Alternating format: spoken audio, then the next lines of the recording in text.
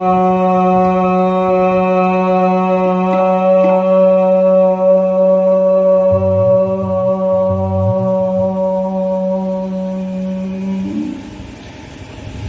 भक्तजनों को सप्रेम नमन।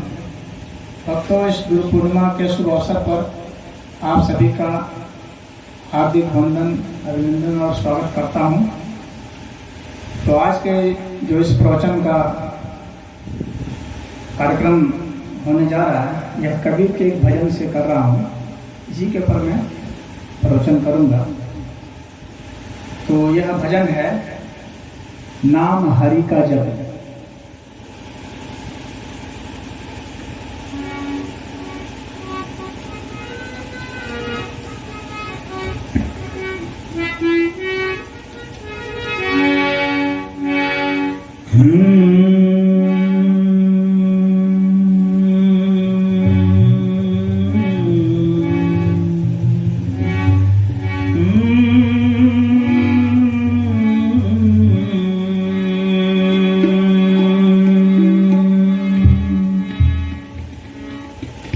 राम नाम रटते रहो जब तक घट में प्राण,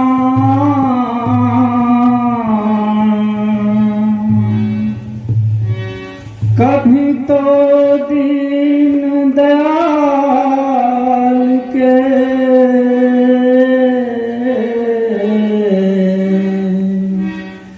धनक पड़ेगी काम।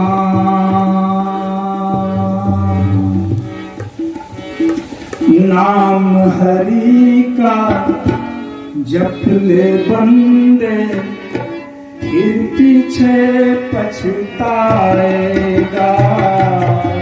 नाम हरि का जप ले बंदे, फिर पीछे पछताएगा।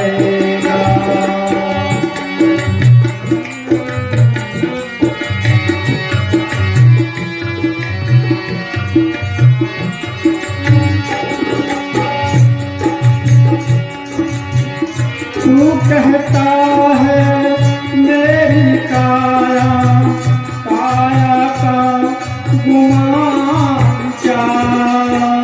तू कहता है मेरी काया, काया का गुमान क्या। चांद सा सुंदर ये तन तेरा मिट्टी में मिल जाएगा, फिर पीछे पछताएगा। नाम हरि का जप ले बंदे, फिर पीछे पछताएगा। नाम हरि का जप ले बंदे, फिर पीछे पछताएगा।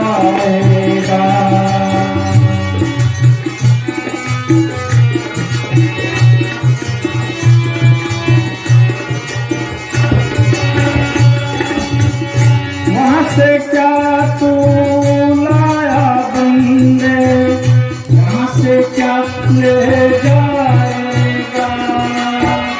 वहाँ से क्या तू लाया बंदे, यहाँ से क्या ले जाएगा। मुट्ठी बांध के जग में हाथ पसारे जाएगा, फिर पीछे पछताएगा। नाम हरि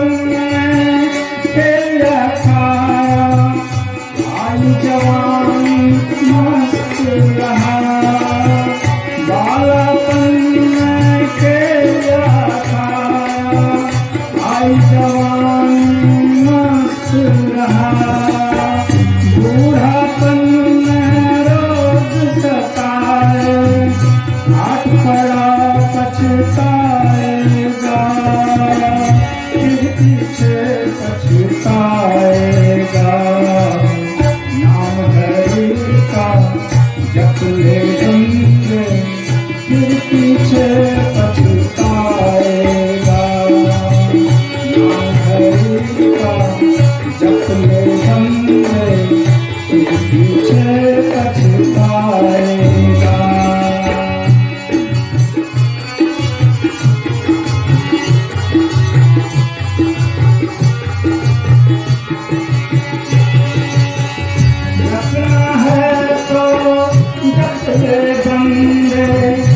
आखिर तो मिट जाएगा। जपना है तो जप ले बंदे आखिर तो मिट जाएगा। कहत कबीर सुनो भाई साधो, कहत कबीर सुनो भाई साधो, करनी का फल पाएगा। करनी का फल पाएगा। नाम हरि का जप ले बंदे फिर पीछे पछताएगा। नाम हरि का जप ले बंदे फिर पीछे पछताएगा। पीछे पछताएगा। पीछे पछताएगा। पीछे पछताएगा। संत कबीर जी की रचना है और कबीर जी हमें बहुत गहराई में संदेश देते हैं। कहते हैं नाम हरि का जप ले। ये जो जप योग है यह योगों में, मंत्र योग में सबसे महत्वपूर्ण योग माना जाता है। ज का अर्थात उत्पन्न होना और प का अर्थात पूर्ण होना। उत्पन्न होने से लेकर पूर्ण होने तक की जो यात्रा है वह जप है। हम लोग सदैव कुछ न कुछ जपते रहते हैं। बिना जपे हुए हम लोग कोई भी कार्य नहीं कर सकते। कर्म करने के लिए जप का होना अनिवार्य है। आप चाहे खाते हैं, पीते हैं, उठते हैं, बैठते हैं, कहीं जाते हैं, जो सामान्य आपकी जो दैनिक क्रियाएं हैं वे सब जप के तहत आते हैं। आप कुछ न कुछ पाना चाहते हैं, इसीलिए आप उच्चारण करते हैं। पहले मन में उच्चारण करते हैं। जो आपकी योजना होती है वह भी उच्चारण ही होता है। फिर उसे आप कर्म बंधन में लाते हैं। फिर आपके हाथ पैर सभी सब चलते हैं और बाहरी जो पदार्थ हैं उसके जरिए आप अपने कर्म को अंजाम देते हैं। आपके जो मनोवांछित कर्म हैं वे पूरे हो जाएं कोई जरूरी नहीं होता है, क्योंकि आपके मन से ये दुनिया नहीं चलती है, ये अस्तित्व नहीं चलता।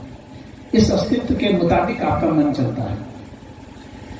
तो इस अस्तित्व के जो नियम हैं उसके मुताबिक आपका मन चलता है और यह अस्तित्व जो करना चाहता है उसके अनुसार से ही जब आपके मन में कोई रचना होती है, कोई संकल्प उठता है, कोई जप उठता है, तो वह चीज पूर्ण होती है। और जब नहीं उठता है तो वह पूर्ण नहीं होती है। अमूमन लोग सोचते हैं कि मैं अपने संकल्प से, मैं अपने कर्मों से, अपने विचारों से कुछ भी हासिल कर लूंगा, परंतु ऐसा होता नहीं है, ऐसा हो ही नहीं सकता। क्योंकि किसी भी एक घटना के होने में पूरे अस्तित्व की भूमिका होती है। तो यहाँ आप ज तो पूरा कर लेते हैं, उत्पन्न तो कुछ कर देते हैं, परंतु जो प है यानी पूर्णता, किसी भी कर्म की जो पूर्णता और उसके कर्म फल की जो पूर्णता है वह पूरे अस्तित्व की भूमिका से ही संभव है। बहुत लोग अपनी जिदवश चाहते हैं कि वे कर लें, या वे यह चाहते हैं कि उनके लिए कोई पूरा कर ले। और ऐसा जब वे चाहते हैं कि उनके लिए कोई पूरा कर दे तो वे एक जिद बांध बैठते हैं, कभी देवताओं के पास, कभी पितरों के पास, कभी गुरु महाराज के पास, कभी किसी के पास जाते हैं, कहते हैं कि मेरी ये चीज पूरी होनी चाहिए। क्योंकि वे अपने मन से भी सोचते हैं कि दुनिया चल जाए, परंतु ऐसा संभव नहीं है। इस सच्चाई को, इस तथ्य को उन्हें समझ लेना चाहिए।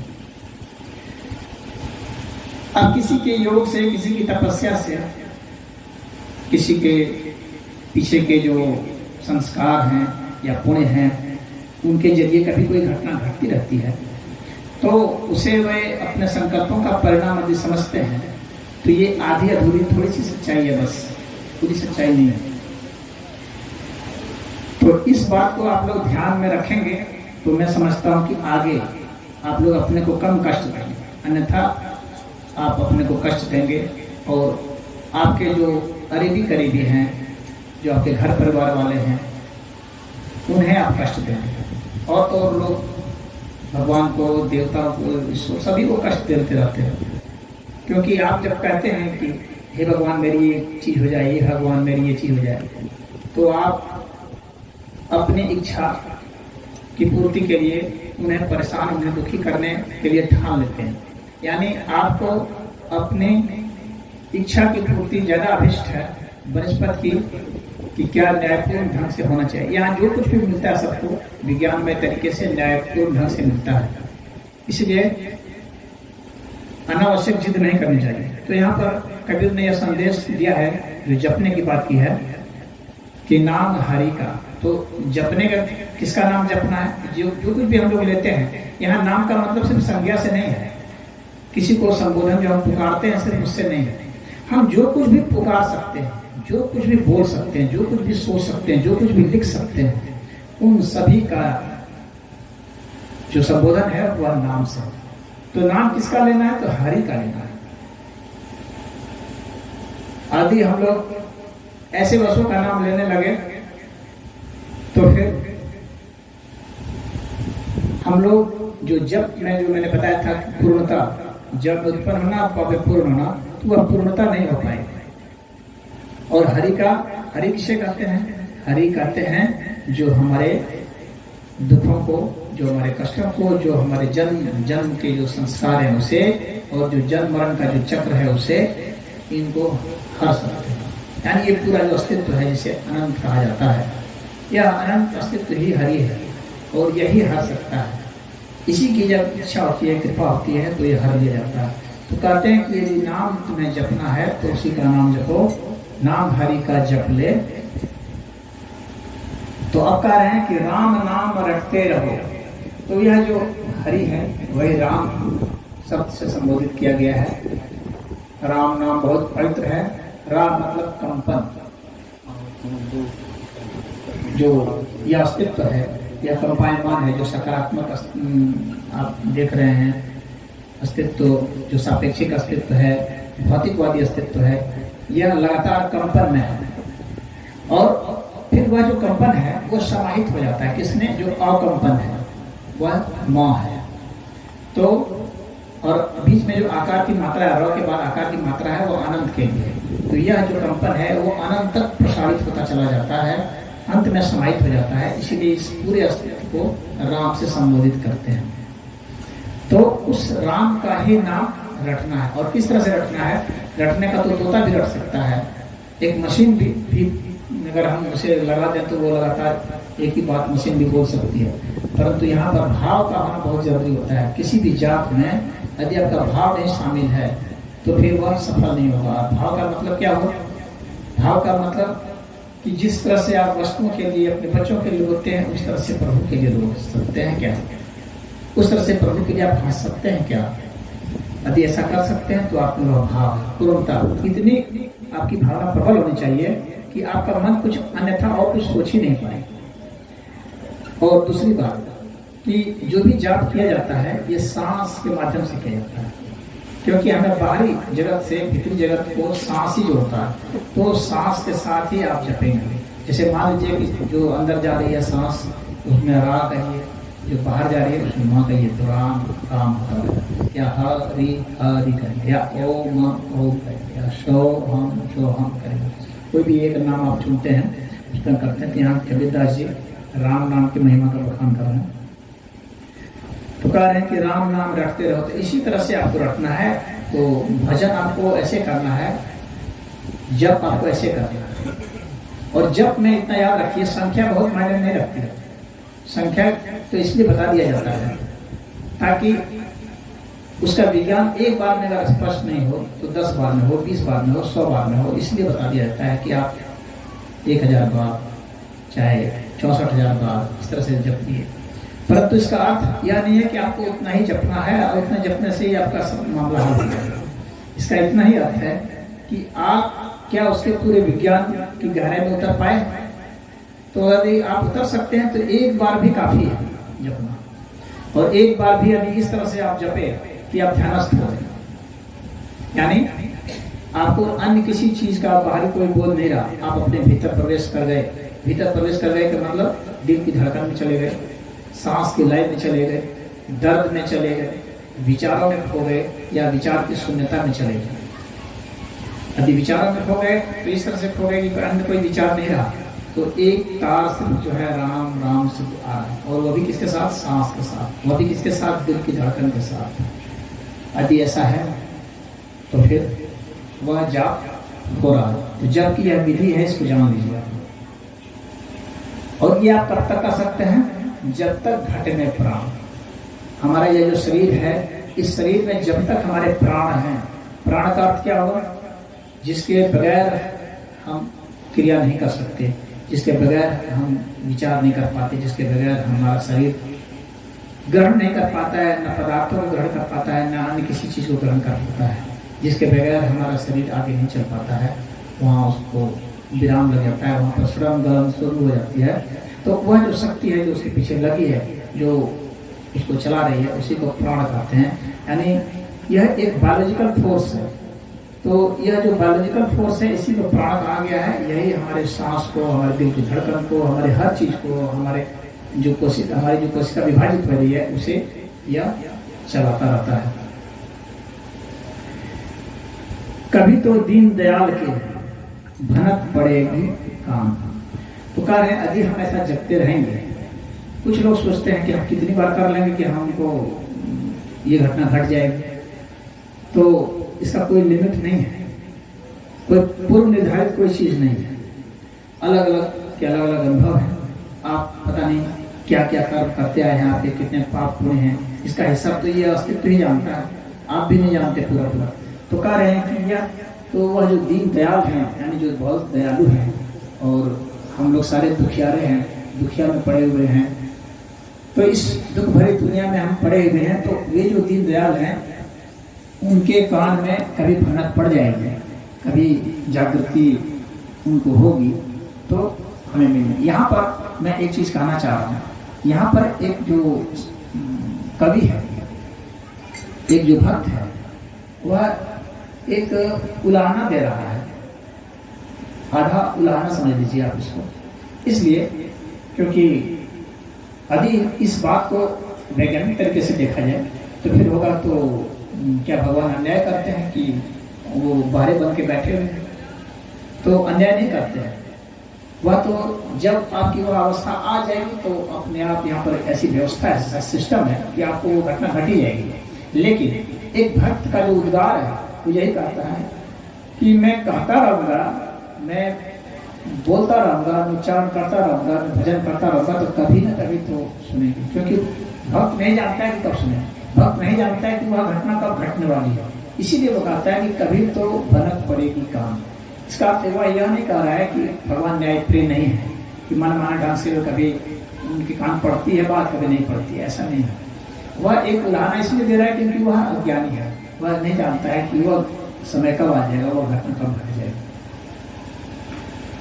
और फिर कह रहे हैं कि नाम हरि का जप ले बंदे, फिर पीछे पछताएगा। यदि हम ऐसा नहीं किए तो हम पछताते हैं। अंतिम समय में हम पछताने लगते हैं, जब हमारी ऊर्जा का स्तर इतना गिरने लगता है कि हम जपने के योग्य नहीं होते। आप जानते हैं कि जैसे जैसे हम लोग की उम्र ढलती जाती है, वैसे वैसे हम लोग की सांस की गति मध्यम होती जाती है, हम लोग के दिल की धड़कन मध्यम होती जाती है, हमारा बोध कम होने लगता है, हमें उतनी बातें याद नहीं रहती हैं, हम भूल जाते हैं और हम विचारों का अन्वेषण नहीं कर सकते, हम सत्य और न्याय का भी अन्वेषण नहीं कर पाते, हमें कुछ पता भी नहीं चलने लगता है। और एक वाक्य से दूसरे वाक्य के बीच में कुछ लोगों में तो तारतम्य भी घटने लगता है। तो अंतिम समय में कितना भी उपदेश दे दिया जाता है वह उपदेश उतना फलीभूत नहीं होता है। ये सारी घटनाएं तब तक सही हैं जब तक कि आपकी सारी इंद्रियां सक्रिय हैं और वे काम कर रही हैं। कहते हैं कि तू कहता है मेरी काया, काया का गुमान क्या। हम असल में किसी भी चीज को जब मेरे से जोड़ देते हैं, इस मेरा शब्द को ले आते हैं, क्योंकि यह मेरा शब्द जो है सूक्ष्म रूप से अहंकार को बतलाता है। यहाँ पर दो बातें हैं, मैं और मेरा।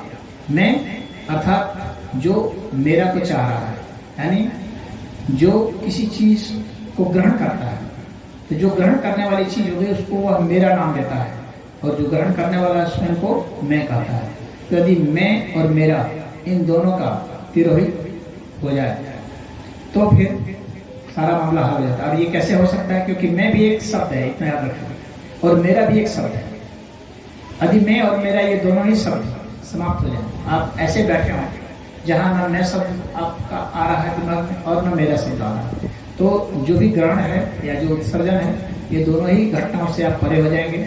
और जो इन ग्रहण को या उत्सर्जन को जो अपने में लेता है, समझता है कि मैंने इसे महसूस किया, वह मैं पर भी समाप्त हो जाएगा।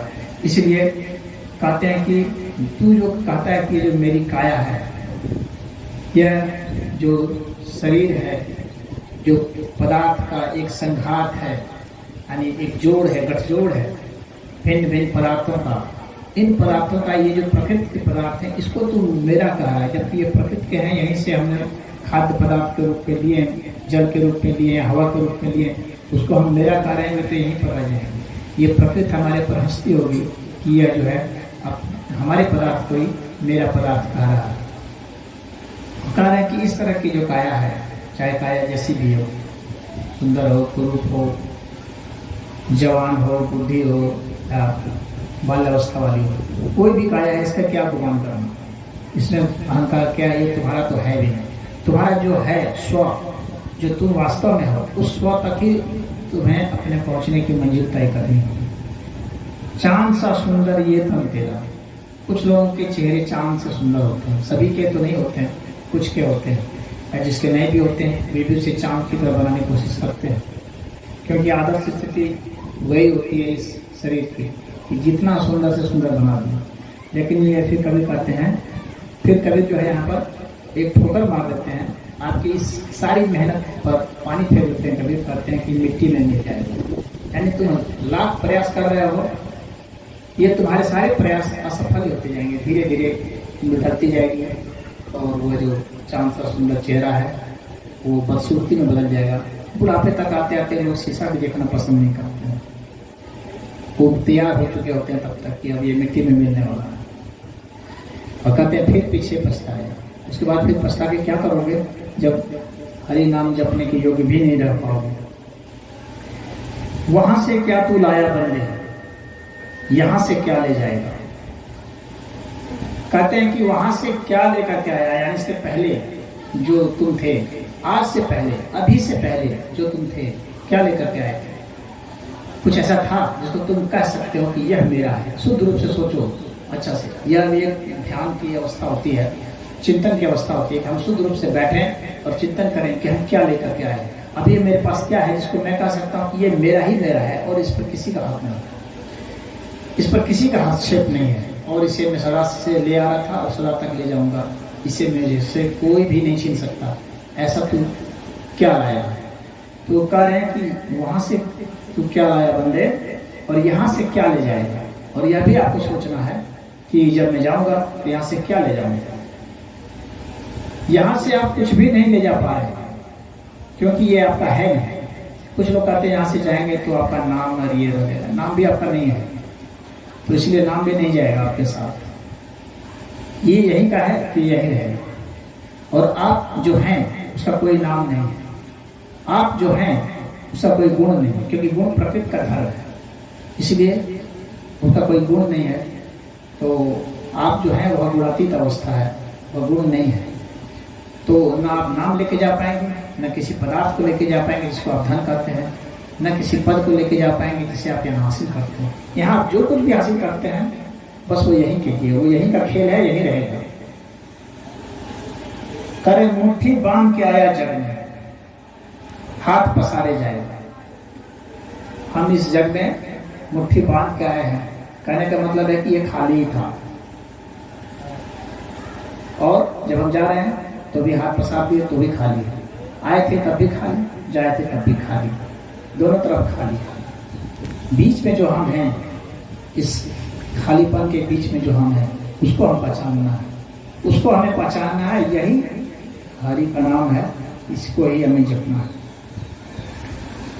बालापन में खेलिया खाया, बालपन की अवस्था है वो हम लोग के खेलते और खाते गुजर जाती है। भिन्न भिन्न प्रकार के हम भोजन करते हैं, भिन्न भिन्न प्रकार के आमोद प्रमोद करते हैं, खेलते हैं कूदते हैं, और इसी तरह के खेल आगे भी बढ़ते रहते हैं। ये अलग बात है कि खेल के तरीके बदल जाते हैं, खेल के रूप बदल जाते हैं, खेल के नियम बदल सकते हैं, लेकिन वो खेल ही रहते हैं। तो बालापन में खेल जाते हैं, आई जवानी मस्त रहा। हालांकि यहाँ पर उन्होंने एक तरह से यह भी एक व्यंग्यात्मक और आधी अधूरी बात ही कही है कि जवानी आने पर मस्त रहते हैं। कौन यहाँ जवानी पर भी तो बहुत लोग दुखी रहते हैं, क्योंकि जवानी है लेकिन जवानी को भोगने का किसी पास टाइम नहीं है।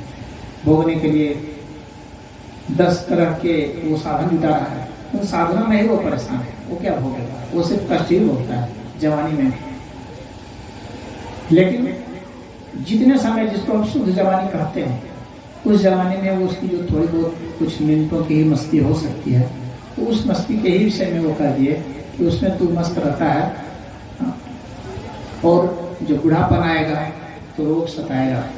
हालांकि रोग तो हर उम्र में सताते हैं, लेकिन बुढ़ापन में कुछ खास सताते हैं, अधिक से अधिक रोग हो जाते हैं, शरीर हम लोग का अशक्त हो जाता है, कमजोर हो जाता है, तो रोग और विकराल हो जाते हैं। हालांकि रोग तो जब आप गर्भावस्था में होते हैं तब भी रोग आपको मार सकता है, जन्मते ही बच्चे मर जाते हैं, बाल्यापन में मर जाते हैं, किसी भी अवस्था में रोग पीछा नहीं छोड़ता है, रोग सदैव रहता ही रहता है। रोग का प्रकटीकरण कितना होता है, बात इसकी है कि हम उसे रोग के रूप में परिभाषित कर सकें। हर व्यक्ति में हर समय रोग होता है, कुछ लोगों में वो ज्यादा प्रकट होता रहता है, कुछ लोगों में कुछ वो समित रहता है, दबा हुआ रहता है। तो रोग से हम कभी बचते नहीं है, और अंतिम जीत रोग की ही होती है। स्वास्थ्य नहीं जीत पाता है, स्वास्थ्य हार जाता है, और ये शरीर फिर विखंडित हो जाता है। इतने इतने अस्पताल बन गए, इतने इतने शोध हो रहे हैं, इतनी दवाइयाँ हैं, इतने इतने प्रयास हो रहे हैं, लेकिन रोग अगर हम इतिहास के नजरिए से देखें तो पीछे जितने रोग थे आज वे कम नहीं हुए, बढ़े ही हैं। इतनी दवाओं के बावजूद, इतनी सुविधाओं के बावजूद, इतने इंस्ट्रूमेंट के होने के बावजूद रोग घटने का नाम नहीं ले रहे, और वे घटेंगे भी नहीं, चाहे लाख उपाय कर लिए जाए। रोग सदैव बढ़ते रहते हैं। रोगों से मुकाबला का क्या मतलब है, कैसे मुकाबला कर सकते हैं आप? अगर आयुर्वेद के हिसाब से बात करें तो एक ही उपाय है, और वह है कि हम अपने इम्यूनिटी को बढ़ा दें, अपनी रोग प्रतिरोधक क्षमता को बढ़ा दें। और रोग प्रतिरोधक क्षमता के बढ़ने का क्या उपाय है? उसका भी एक ही उपाय है, और वह है हरि नाम, बस, और कोई उपाय नहीं है। अगर हरि नाम जपेंगे तो रोग प्रतिरोधक क्षमता बढ़ेगी। जिन लोगों ने हरि नाम जपना छोड़ दिया है, या कम कर दिया है, या सुसाइड कर दिया है, नजरअंदाज कर दिया है, ऐसे लोग ही पीड़ित हो रहे हैं, क्योंकि ऐसे लोग आहार विहार हर तरह में अपने को विषम स्थिति में डाल चुके हैं, और ऐसे ऐसे भोजन ले रहे हैं, ऐसी ऐसी चीज़ों का सेवन कर रहे हैं जो शास्त्र सम्मत नहीं है, जो हरि सम्मत नहीं है, जो धर्म सम्मत नहीं है। तो उससे रोग बढ़ेंगे, इम्यूनिटी हमारी डाउन होगी। तो हम बहुत तरह के उपाय कर रहे हैं, वैक्सीन ले रहे हैं, क्या क्या ले रहे हैं, दवाई ले रहे हैं, पता चला वैक्सीन से फिर रोग हो जा रहा है कोई ना कोई। तो रोग से बचने के हर उपाय अंत में हमारे हमारे निरुपाय सिद्ध हो रहे हैं। इसीलिए इस दुनिया में इतने इतने लोग मर रहे हैं। और जो बड़े बड़े डॉक्टर हैं वे स्वयं मर जा रहे हैं, वे स्वयं परेशान है। डॉक्टर इसी कोरोना में कितने डॉक्टर खुद मर गए, वैक्सीन लगाने वाले मर रहे हैं। तो इम्यूनिटी आपकी तभी बढ़ेगी जब हरि का नाम लेंगे। एकमात्र उपाय हरि जब तक रखना चाहेंगे, जब तक आप जिस संकल्प के साथ आप जन्मे हैं इस धरती पर, पहली बार जान लीजिए कि आप अपना कब तक शरीर अपना धारण करते हैं। वास्तव में शरीर आप धारण करते हैं, और धारण कब तक करते हैं? जिस संकल्प के साथ आप जन्मते हैं।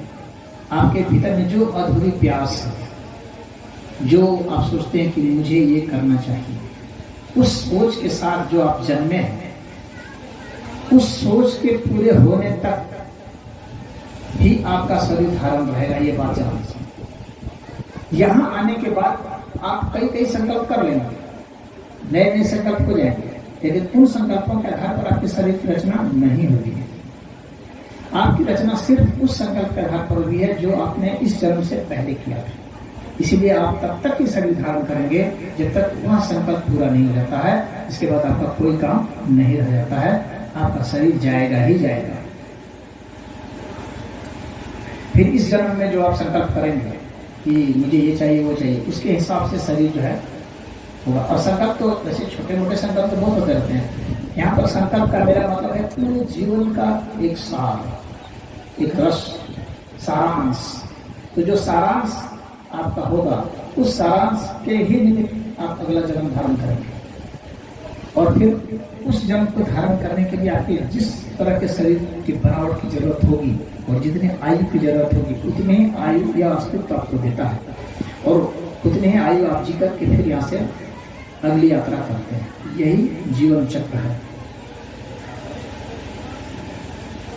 जपना है सो जप ले बंदे, आखिर तो मिट जाएगा। यहाँ पर कबीर कह रहे हैं कि मिट जाएगा। मिट जाने का अर्थ यह नहीं है कि आप जीरो हो जाएंगे, जीरो नहीं होंगे, क्योंकि आप जो हैं उतने तो आप रहेंगे ही, और आपका जो स्व है वह विद्यमान है, उसे कोई नहीं मिटा सकता। तो आप जितने हैं उतने रहेंगे, उसके लिए आपको तनाव में रहने की जरूरत नहीं है। लेकिन जिसको आप अपना मान लिए हैं वह आपका अवश्य मिट जाएगा, और उसी अपना जिसको आप माने उसी के बारे में यहाँ कबीर संकेत दे रहे हैं कि वह जो तुम अपना माने हुए हो वह मिट जाएगा। तो कह रहे हैं कि वह आखिर तो मिट जाएगा।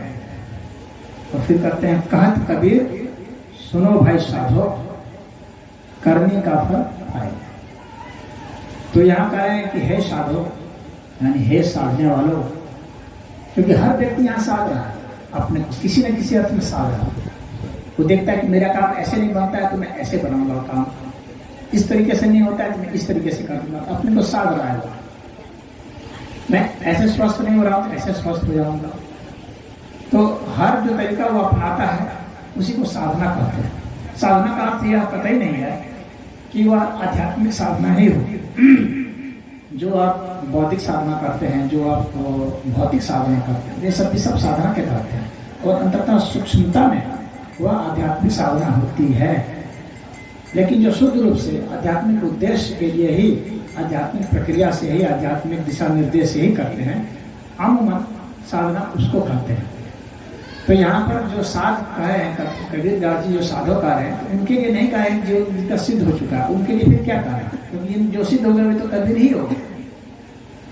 वो उनके लिए कह रहे हैं जो कि साध रहे हैं, अपने को भिन्न भिन्न स्तरों पर साध रहे हैं, उनके लिए कह रहे हैं कि हे साधो, ये कबीर कह रहा है कि करनी का फल पाएगा। तुम्हारी जैसी करनी है उसके अनुसार से फल मिलेगा। अब यहाँ पर एक बात और समझा देना चाहता हूँ। कुछ लोग सोचते हैं कि जो मैंने फल पाया यह सिर्फ मेरी ही करनी का फल था। ऐसा भी नहीं है। आप जो कुछ पाते हैं वो सिर्फ आपकी करनी का फल नहीं होता। यहाँ पर आप जो है ना, अगर छोटे स्तर पर सोचते हैं तो, लेकिन अगर बड़े स्तर पर सोचते हैं कि मैं यह हूं, यानी यह जो पूरा अस्तित्व है वह भी आप ही, और वह पूरा अस्तित्व आपको एक फल देता है। यानी सबकी मिली जुली प्रक्रिया से एक परिणाम होता है, वह परिणाम ही आपका फल कहलाता है, आपकी करनी का फल। तो हम लोगों में से जो भी व्यक्ति कोई फल पा रहा है, तो यह नहीं किसी पुरुष ने वो अकेला किया था, उसके घर वालों के कर्तृत्वों की वजह से भी उसको वो परिणाम मिलेगा, उसके गांव वालों की भी कर्तृत्वों से उसको परिणाम मिलेगा, उसके समाज वालों की कर्तृत्वों से भी उसे परिणाम मिलेगा, उसके देशवासियों की कर्तृत्वों से भी उसे परिणाम मिलेगा, पूरे विश्व की कर्तृत्वों से उसे परिणाम मिलेगा, और सभी प्राणियों की कर्तृत्वों से परिणाम मिलेगा, और सभी तत्वों के कर्तृत्वों से उसे परिणाम मिलेगा। तो जो करनी का जो फल है, तो उसको आप ऐसा ही समझिएगा कि आपकी करनी का फल का मतलब इतना ही है कि आप जो है वह जो समग्र अस्तित्व है उसका यह फल आपको मिलता है। तो यह जो है कबीर हम लोग को संकेत दे रहे हैं।